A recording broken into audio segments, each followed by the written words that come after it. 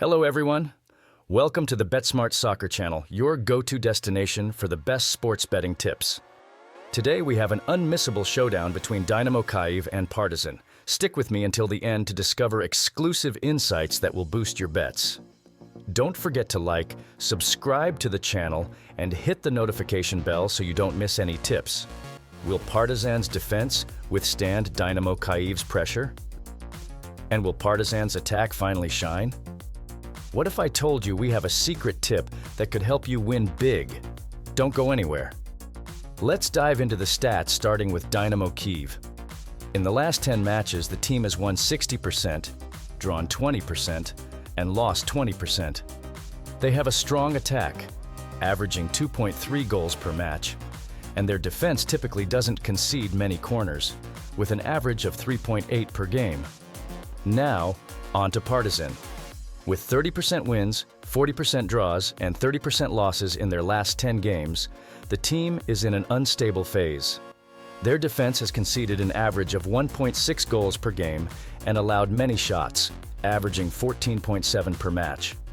However, their attack has been consistent, with an average of 14.7 shots per game. Let's highlight the strengths and weaknesses. Dynamo Kyiv has a strong attack, averaging 2.3 goals per game. However, they don't have any particularly notable characteristics in the last 10 matches. On the Partizan side, the team has a high average of shots per game, with 14.7, and a good number of accurate passes, with 80% accuracy. However, their defense is weak, conceding an average of 1.6 goals per game. The similarity in defensive weaknesses for both teams could indicate a high-scoring game. And now, the betting tips you've been waiting for. For those who like to bet on goals, the tip is in both teams to score, considering both defenses are vulnerable and there is a trend of high-scoring games. If you prefer a more conservative bet, over 2.5 goals in the game could be a good option, given Partizan's tendency to have high-scoring games and Dynamo Kyiv's strong attack. And the special tip: keep an eye on the minutes between 76 and 90, where Partizan has shown a greater propensity to score. This could be an excellent betting opportunity for goals in this period. The second game I will analyze is a match in the Scottish Cup, a clash between Hamilton Academical and Ross County. Let's dive into the stats, starting with Hamilton Academical. In the last 10 matches, the team has won 60%, drawn 20%, and lost 20%. They allow an average of 11.7 shots per game, indicating a defense that permits many opportunities for the opponent. Now analyzing Ross County. In the last 10 matches, the team has won 70%, drawn 20%, and lost 10%. Their attack is one of their strengths, averaging 2.5 goals per game. Additionally, they have a high average of shots on goal, 13.4 per match, showing a very active offense. Let's highlight the strengths and weaknesses. Hamilton Academical does not have any particularly notable characteristics in the last 10 matches, but their defense has conceded many shots, an average of 11.7 per game. On the Ross County side, the team has a strong attack, averaging 2.5 goals per game, and good offensive consistency, with 90% of their games having over 2.5 goals.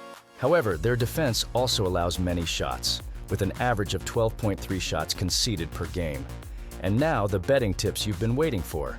For those who like to bet on goals, the tip is over 2.5 goals, considering both teams have a history of high-scoring games.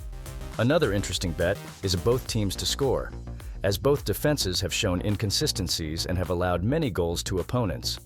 And the special tip: keep an eye on the final minutes of the game, between 76 and 90, where Ross County has shown a tendency to score goals. This could be an excellent betting opportunity for goals in this period. The third and final game I will analyze in this video is a match in the Argentine Championship, a clash between Gimnasia La Plata and San Lorenzo. Let's dive into the stats, starting with Gimnasia La Plata. In the last 10 matches, the team has won 50%, drawn 10%, and lost 40%, securing 53% of the points contested. They have good passing accuracy, a low injury rate averaging 0.4 per game, and dangerous attacks, averaging 58 dangerous attacks per match. And now San Lorenzo. With 40% wins and 30% draws in their last 10 games, the team is in a balanced phase. Their defense has conceded an average of 1.6 goals per game and has a tendency for matches with over 2.5 goals in 80% of their games. An interesting point is their high passing accuracy, with 86% success. Let's highlight the strengths and weaknesses.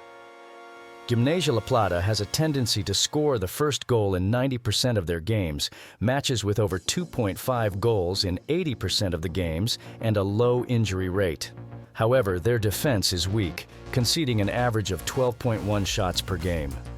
On the San Lorenzo side, the team tends to have matches with fewer than 2.5 goals and good performances from their defenders. However, they do not have significant weaknesses in the last 10 matches. The similarity in defensive weaknesses of Gimnasia La Plata could indicate a high-scoring game. And now, the betting tips you've been waiting for. For those who like to bet on goals, the tip is in both teams to score, considering both defenses are vulnerable and there is a trend of high-scoring games. If you prefer a more conservative bet, over 2.5 goals in the game could be a good option, given Gimnasia La Plata's match trends. And the special tip, keep an eye on the minutes between 76 and 90, where San Lorenzo has shown a greater propensity to score. This could be an excellent betting opportunity for goals in this period. These were the analyses and tips for today. Don't forget to leave your bet predictions in the comments and subscribe to the channel for more analyses like this. Good luck with your bets, and see you next time.